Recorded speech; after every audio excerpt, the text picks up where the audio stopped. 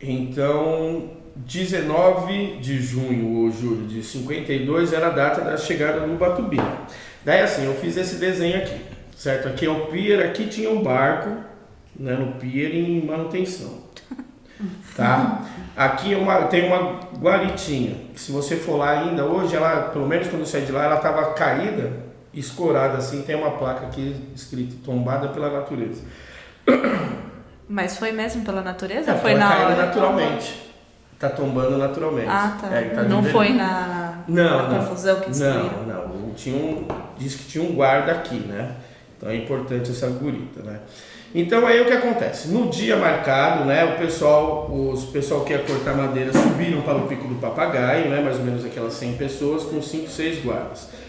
E foram subindo, né? Então, na hora do corte, eles tinham uma música que eles cantavam, assobiavam, né? Na hora que eles estavam indo e voltando com a madeira. Então, eles subiram cedo, né? Foram até o Pico do Papagaio. Chegando lá no Pico do Papagaio, tem até lá, quando você subindo pela trilha, tem uma pedra lá que o pessoal disse que o cara se escondeu atrás da pedra e tal, atirou e tal. Bom, mas veja só, esses 100 presos abordaram esses 5 policiais, mais ou menos, que estavam lá, né? Estavam com as armas meio assim, abordaram ele, mataram eles. Pegaram as armas deles, que eram 5 fuzis, imagina, alguma coisa assim, e colocaram no feixe da madeira. E desceram, né? Desceram novamente a trilha. O quartel era aqui em cima, onde ficava o paiol, onde tinha as munições, onde tinham as armas, né? Era o caminho por onde eles desciam, né? E eles desceram um pouco mais cedo, né? Mas desceram todos eles cantando, né, num ritmo e tal, assim, passaram pela vila do quartel, o pessoal chegou a olhar, estão vindo cedo e tal, mas todo mundo assobiando, descendo, chegaram no quartel. E o que eles fizeram com o policial? Mataram. Mas alguém se vestiu de policial? Não se vestiu de policial, não, mataram e assim... Ninguém percebeu. Ninguém percebeu, ficou por isso mesmo, né? Pegaram as armas, mataram eles, mas era lá no pico, lá em cima, no lugar alto. Então esfaquearam eles, acho que ali não foram com tiro, não sei muito bem como, mas pegaram esses presos, esses policiais, mataram eles e desceram com as armas no meio da madeira. Daí no quartel, então era uma área, um negócio quadradão, né? Daí tem a entrada do quartel aqui, né?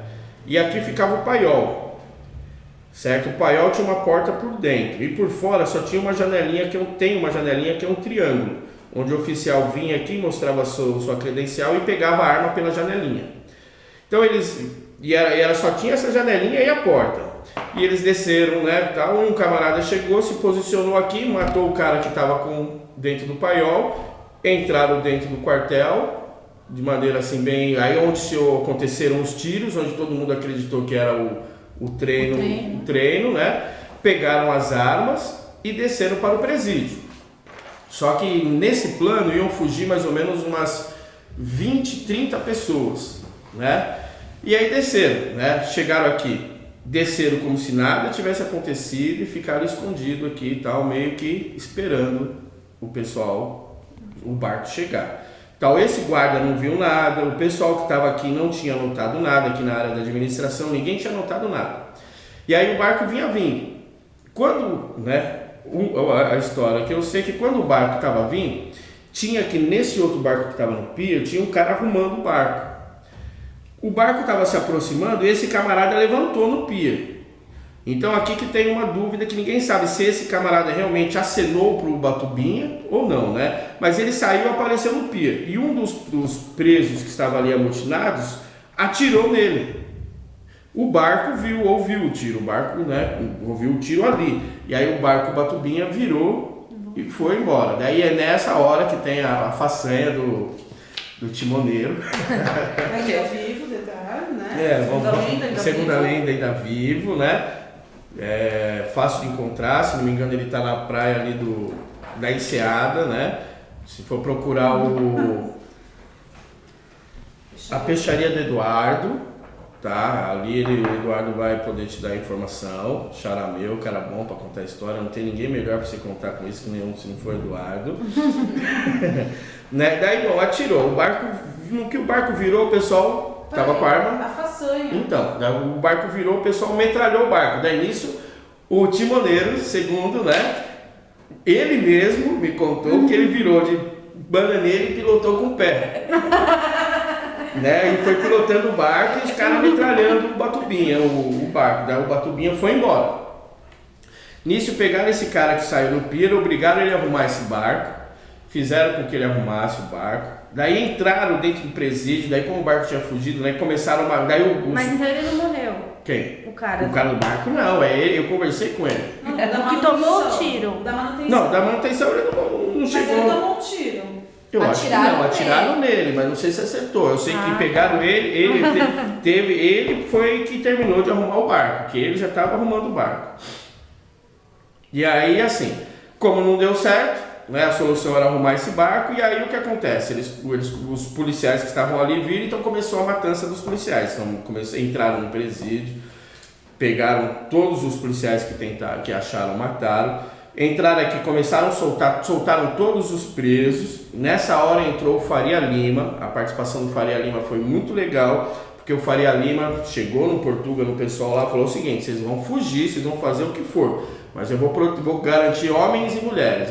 Os policiais, os presidiários falaram o seguinte: você pode proteger as mulheres e as crianças, mas todos os policiais que a gente encontrar, eles vão matar, certo? E aí foi que daí eles começaram a perseguir todos os policiais. Esse Faria Lima, montado de um grupo armado, fortemente armado, vieram aqui, é uma dessas celas aqui, tá? Eles vieram aqui, abriram essa cela e foram colocando tudo que era mulher e criança. Inclusive tem uma mulher que foi para lá grávida e a criança nasceu lá no meio do fuzuê.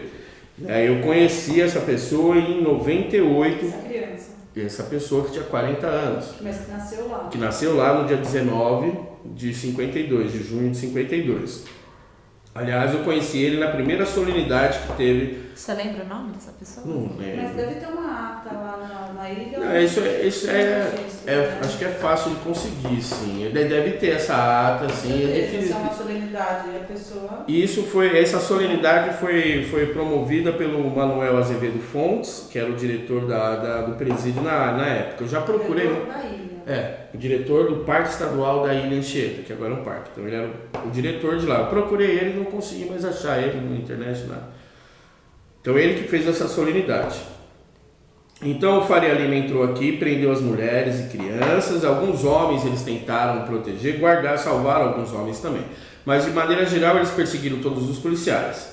Tem história de policial ter se escondido dentro do forno de pão, né, dentro do tanque, dentro da chaminé. E, bom, aí é que tá. O China Show, né, tem o caso curioso do China Show, que como ele tinha apanhado muito, né, não foi essa vez que Mas aí quem foi até o Portuga soltar ele lá da solitária? Daí o pessoal foi lá soltar ele. Isso aí, assim, essa situação eu não sei. Eu sei que até o momento do barco chegar não tinham mexido no presídio. Eles desceram do quartel, rolou alguns tiros no quartel, onde pensou que era o tiro-alvo, e desceram aqui.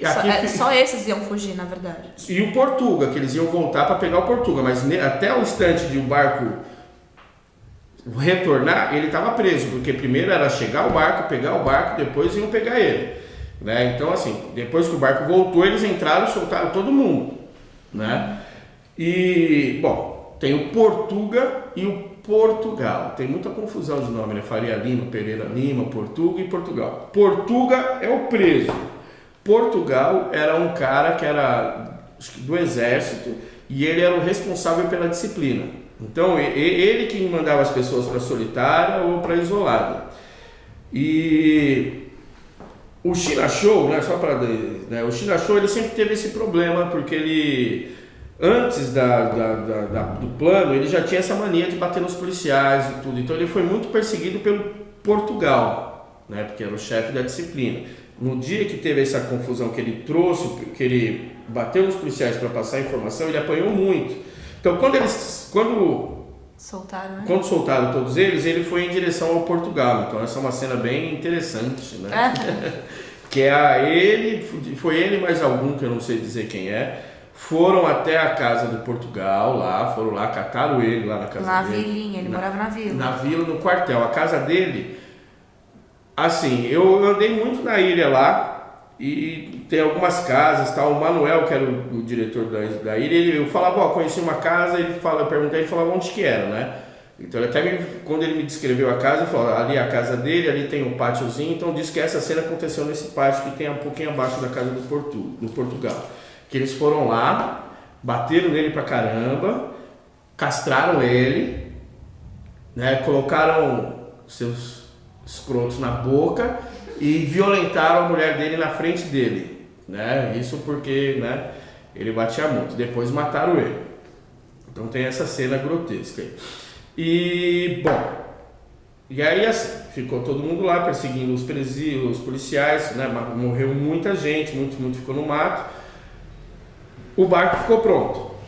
Daí o barco ficou pronto, só que você tinha mais ou menos aí uns 500, 400 presos aí, sei lá, uns 500 presos soltos na ilha ali, né? E todo mundo querendo fugir. O barco não tinha condições de levar muitas pessoas, né? Quem estava armado era o grupo que ia fugir, né? O restante não tinham armas ainda, né? O pessoal que estava liderando ainda conseguiu controlar isso. O barco estava pronto, eles começaram a subir no barco, só que começou a subir muita gente no barco.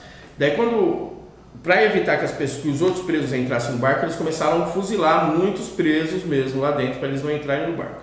Diz que o barco zarpou, né? As pessoas iam nadando, eles iam matando as pessoas ali na água.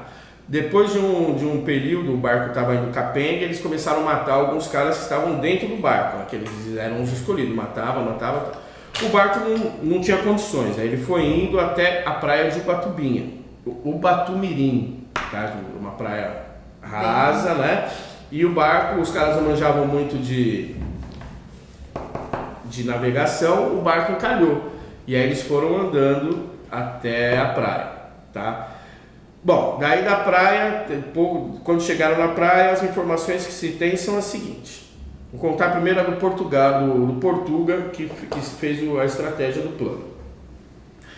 Oficialmente, das histórias do Portuga diz que ele saiu na praia, foi subir a serra, mas estava cansado, disse que ele estava muito cansado, disse que parou na beira de um riozinho cristalino com águas mansas, bebeu água e morreu do infarto. Foi encontrado... Correu para morrer assim. Morreu. Só que daí o que acontece? Outros relatos, como conversei com umas pessoas que estiveram lá, que eles dizem o seguinte, que muitos dos presos que eles pegaram em Ubatuba, eles eram trazidos para o presídio novamente e fuzilados. Então algumas pessoas dizem que em Portugal foi fuzilado dentro do presídio. Foi capturado e foi, né? Bom, daí, beleza. Daí, então Portugal teve um triste fim, seja na beira do rio ou fuzilado. O Chinachou foi encontrado 2 anos depois em Feira de Santana. Ele foi reconhecido depois por alguém lá como reconhecido relacionado à história da Ilha Anchieta por um policial que encontrou ele lá, porque o que acontece? O Chinachou continuou com essa mania de bater em policial e foi preso lá em Feira de Santana, e ele tinha esse problema, toda vez que um policial chegava perto dele, ele não queria saber, ele batia no policial, batia. Daí ele foi encontrado lá na Feira de Santana, foi relacionado ao crime aqui, né, a fuga, e foi tratado como louco, e se não me engano ele morreu no manicômio como louco, tá? O Pereira Lima e o Mocoronha, daqui de Ubatumirim, eles subiram em direção à Cunha, tá? Foram em direção à Cunha, eles tinham algum dinheiro, lá em Cunhas eles acharam uma casa no meio da floresta, que era um rancho de caçador, e era próximo de Cunha. Daí ficaram lá um tempinho, né? Depois do tempo precisaram comprar comida. E aí o Mocoronha, que tinha cara de caiçara, que era da região, que tem até um apelido característico do litoral, é Mocoronha, não preciso saber o que significa, que eu não sei. Mas é característico. Deve ser alguma coisa como cabrunco, assim, né? E aí o Mocoronha tava lá, eles estavam em Cunha. O Mocoronha é o que, por ter essa feição de caiçara da região ali, ele que desceu até a vila de Cunha para comprar os mantimentos. Então ele foi lá uma vez, mais ou menos uma semana depois da rebelião, e comprou os mantimentos, né? E nisso, veja só, não existia a Rio Santos, né? Então não tinha ali, o único acesso que tinha lá para cima, não tinha nem Oswaldo Cruz, nem a Tamoios, era por Cunha mesmo que fazia o caminho, Onde né? é Cunha? Cunha é em São Paulo, para frente de Aparecida. Para frente? Não, é antes de Eu Aparecida. acho que é ali na região, mas é Cunha a 20, 30 quilômetros de De Paraty. Paraty. Ele fica em cima, Nossa, eles Paraty andaram. embaixo. E aí, bom, ele... Vai fazer a pé esse caminho? Você anda 4 por hora, quantas horas você está? Vai, não sei. Eu sei que assim, não tinha policiais em Ubatuba, em Taubaté, que era o mais próximo, também não tinha, né? Sei que saiu um policial de São Paulo para fazer essa investigação e procurar eles, né? Eles chegaram um pouco tempo, vários dias depois, chegaram de Kombi, né? Vieram aqui no presídio e começaram a procurar eles. Então eles foram até Cunha, esses policiais, esse investigador, né? Se não me engano é comandante Viana, não sei se tem algum Viana aí que eu não sei se era o diretor e tal. E aí chegou lá em Cunha e perguntou se tinha aparecido alguém estranho, que não era conhecido na cidade, que tinha comprado muita coisa. Ele falou, veio aí tal tempo, veio um cara aí e tal. E aí esse policial, né, esse investigador, falou para todo mundo ficar paisano e todo mundo ficar misturado, todos os policiais ficarem misturados na cidade, que mais cedo ou mais tarde ele ia voltar. E eles ficaram na venda lá, sempre tomando uma ali e tal, até que ele foi, né, o Mocoronha voltou novamente na venda. Quando ele voltou na venda, ele tomou voz de prisão, foi preso. E ele foi obrigado a levar até o Pereira Lima, né? Então ele, nesse aspecto, a gente torce pro bandido, né? E aí o Mocoronha caguetou o Pereira Lima, então ele levou ele até onde ele estava. Diz que quando ele estava chegando próximo da casa, assim, ele começou a gritar para avisar o Faria Lima. Daí os caras deram uma Pereira Lima. Daí os caras tamparam a boca dele lá, cercaram o morro e pegaram o Pereira Lima. O Pereira Lima dali foi preso e cumpriu 30 anos no Carandiru e pelo que eu também tive de informação, ele saiu em 89, ele saiu do Carandiru e morou como mendigo no CEAGESP, lá no CEASA.